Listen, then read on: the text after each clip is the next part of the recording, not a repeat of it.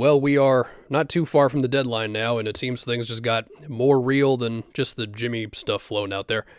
Shams just tweeted the Kings are expected to open up talks to potentially, I think potentially is doing a lot of work there, deal All-Star De'Aaron Fox ahead of the deadline. Be plenty of suitors.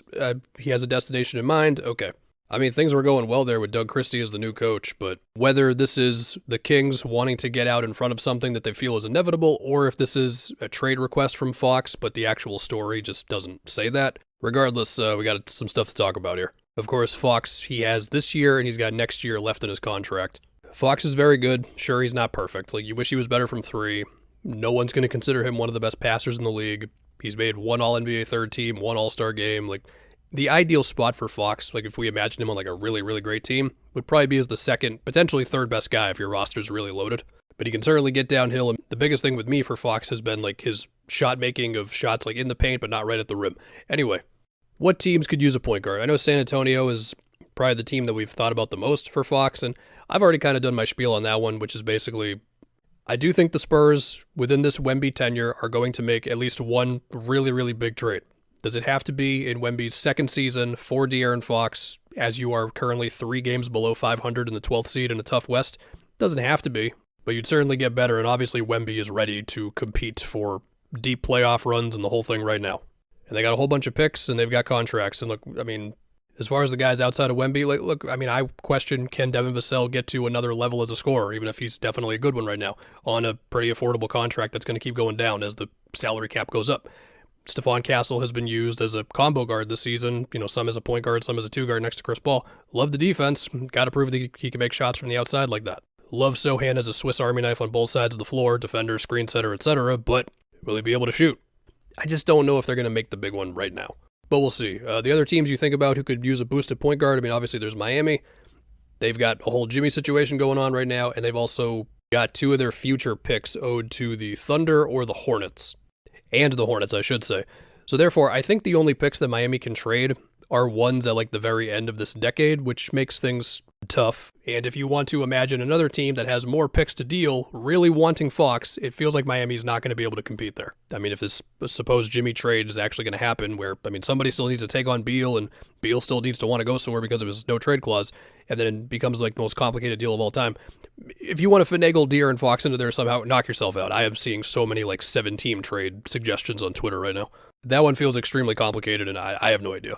But removing all the asset stuff, do I think Miami would benefit from having De'Aaron Fox? Yeah, totally, man. Like, Tyler Hero's been on a heater this whole season. Bam is still super duper solid. I understand his offense hasn't been as good.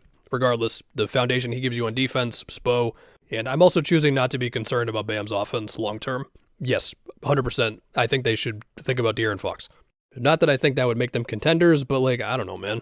Mid-20-year-old point guard, you're a good team. You've got a great foundation of defense, and you've got a history of punching above your weight roster-wise. Yeah, go for it. But if they don't have the assets, then the Kings are not going to be interested. I know the Rockets were also in the rumor thing for Fox, and I actually have a video planned for the Rockets, and it was going to come out today before this whole thing happened. Look, things are going well with the Rockets right now. Yes, De'Aaron Fox is better than Fred VanVleet. I get that. And Amen's insertion in the starting 5 has just made their offense way more dynamic. Now, as I say that, I do think they still need Jabari's like team defense. Like, Amen makes crazy plays on defense, but like Jabari's solid team defense, help guy, switchability, all that. I'm on a sidetrack here. For what all that means for a Fox-Fred thing, I don't know, but they definitely have picks to move. And if you also want to look at it as, well, like Reed Shepherd has barely been able to get in there at all, and he could also be viewed as an asset. Granted, he hasn't done much in the NBA, but how other teams might feel about him, like that could effectively be another first-round pick in a deal. But again, things are going well there. Amen just hit a buzzer beater against my Celtics. Again, I'll talk about them soon in a vid, but yeah, I don't know if they're going to want to shake things up like that. I think another team that has not shown a whole lot of inclination that they want to make an aggressive deal, unless I just missed something, is the Magic. And look, if Magic fans want to say, it's still a little too early, we don't want to do this right now, understandable. I'm just looking at the list of teams that are good, that need more juice at the point guard spot. Anthony Black's had a better season. I think Suggs, while the three-pointer's down, there's like some signs with like off-the-dribble stuff, but also they've just had so many injuries, including him recently, that it's just been weird for like, I don't know, a month now, even if they did a respectable job of staying afloat with their defense.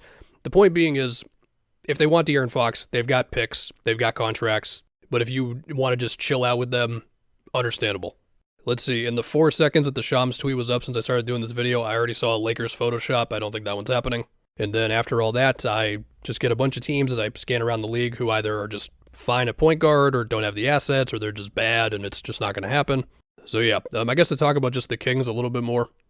I feel like if I was the Kings, I would at least want to get back like a decent point guard in this whole thing, where obviously they're not going to be as good as Fox, but if they could just be solid and then I can get some assets around it, that would be nice. Because I'm really not trying to see some big drop-off here. Like, I still want to have a respectable team because I'm the Sacramento Kings, and for a long time it was not good.